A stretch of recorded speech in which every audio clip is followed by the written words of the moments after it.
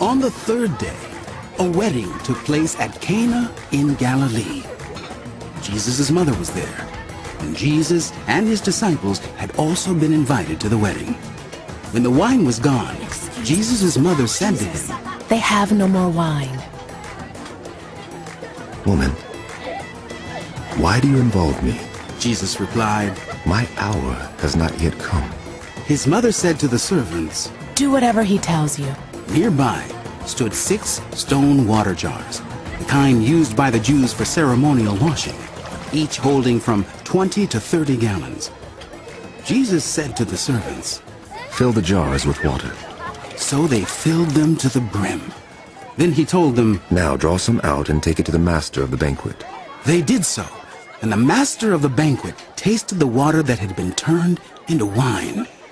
He did not realize where it had come from, though the servants who had drawn the water knew.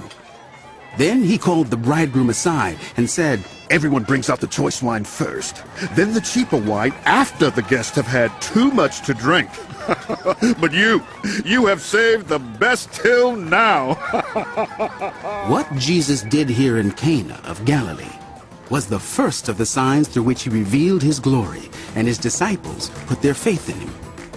After this, he went down to Capernaum with his mother and brothers and his disciples.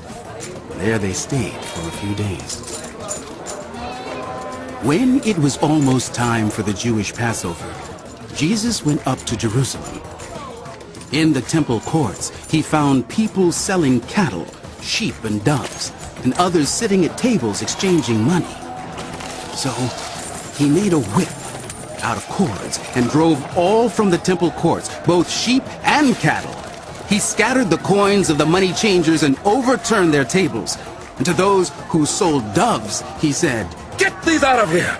Stop turning my father's house into a market! His disciples remembered that it is written, Zeal for your house will consume me.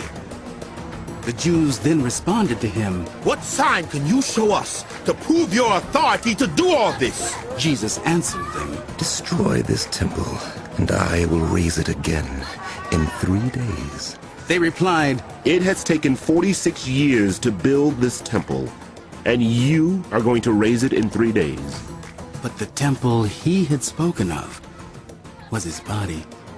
After he was raised from the dead, his disciples recalled what he had said.